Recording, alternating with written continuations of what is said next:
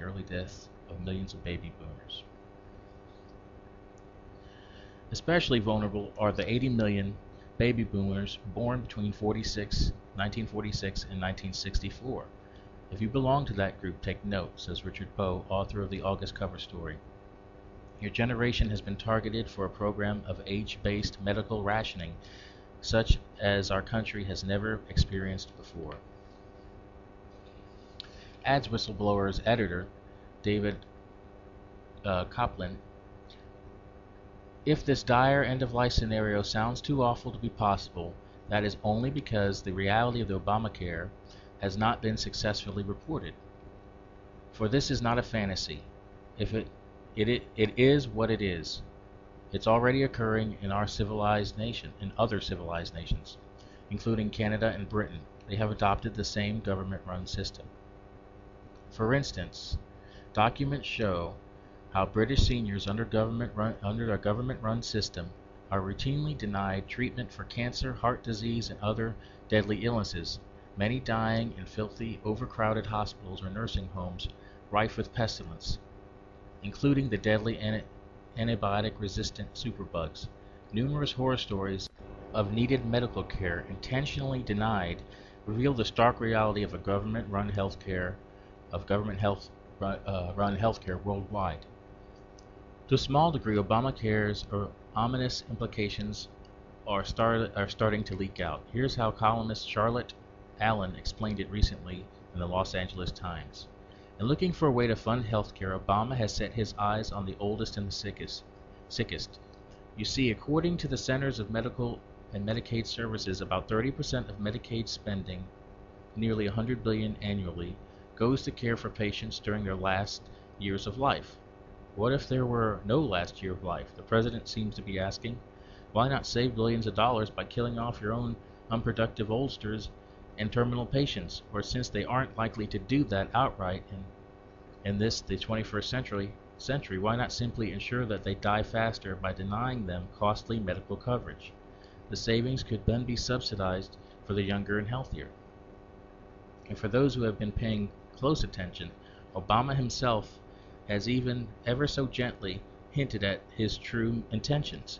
At a town hall event in June televised by ABC News, Obama cited the case of his grandmother, Madeline Dunham, who died on the eve of his election, suggesting one way to cut medical costs would be to stop expensive procedures on people about to die.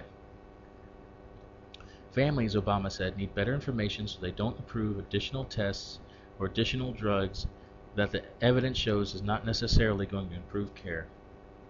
Maybe you're better off not having that surgery, but taking the painkiller the president offered. Obama was slightly more explicit in a May 3rd interview with the New York Times when he said there ought to be a national conversation over whether costly procedures should be decided upon by patients and their relatives, or whether it should be by a group of doctors, scientists, and ethicists who are not part of the normal political channels right now.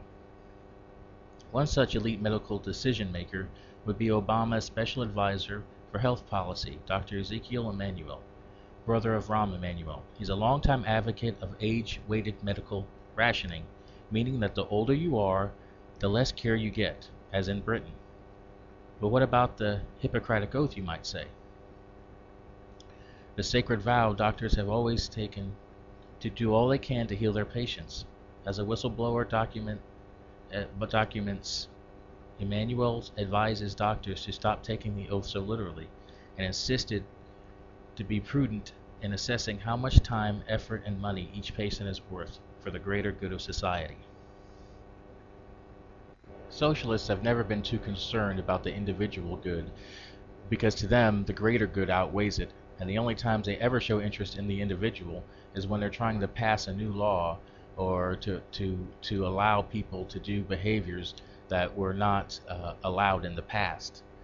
Then they're all for the rights of the individual. But once they get a socialist system in, then they don't care about the individual. It's all about the collective.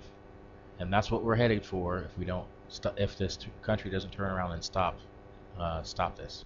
Our next article is from the Reuters UK. Clinton's success in Pyongyang has diplomatic risks. Uh, Washington, former U.S. President Bill Clinton's successful mission to Pyongyang to win freedom for two jailed American journalists carries with it new risks for the Obama administration's efforts to rid North Korea of nuclear weapons. Clinton's talk with North Korea leader Kim Jong-il on Tuesday led to Kim's special pardon for the journalists Ina Lee and Laura Ling of the U.S. media outlet Current TV, which was co-founded by Clinton's Vice President Al Gore. The two women's release after being held since their arrest in North Korea-China border in March and a sentence of 12 years of hard labor was widely expected once Clinton turned up in Pyongyang. It would have been all but unthinkable for Clinton to travel to Pyongyang without a guaranteed outcome. North Korea's state media described the Clinton-Kim meeting as a candid and in-depth discussion on the pending issues between the North Koreans and the U.S. that reached a consensus of views on seeking a negotiated settlement of them. Clinton has yet to speak publicly on his mission, while the Obama administration has denied North Korea media assertions that the former president carried a message for President Barack Obama. But Clinton's mission raises issues, including Pyongyang's consistent record of harvesting diplomatic rewards for belligerent behavior that could unsettle U.S. allies and make it harder to resolve a long-standing dispute over the reclusive communist states' nuclear weapons programs. The challenge for Obama is to exploit whatever goodwill the Clinton visit may have generated while keeping the five parties in the nuclear talks united around holding North Korea's feet over the fire over the nuclear issue, pressuring North Korea while concurrently holding open the potential for the regime to receive significant benefits if it abandons its nuclear weapons offers the most viable potential for resolving the North Korean nuclear problem. I just find it interesting that Clinton found a way to pop up in the news and, look the hero and the great politician yet again one more time.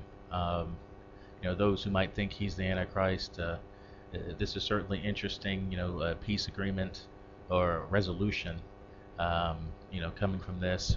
But of course, in the end, this is just a little thing. I think Pyongyang knew that he had to release those prisoners eventually, or he would have a much harder time of things. But he has everything going for him right now, and I think part of the problem is, the North Koreans aren't in a vacuum. They realize that there's potential problems coming, and I think they're calculating for the U.S. and potential problems coming for the U.S. And I think they're calculating when to either make their move or to keep delaying and getting the most that they can from the U.S.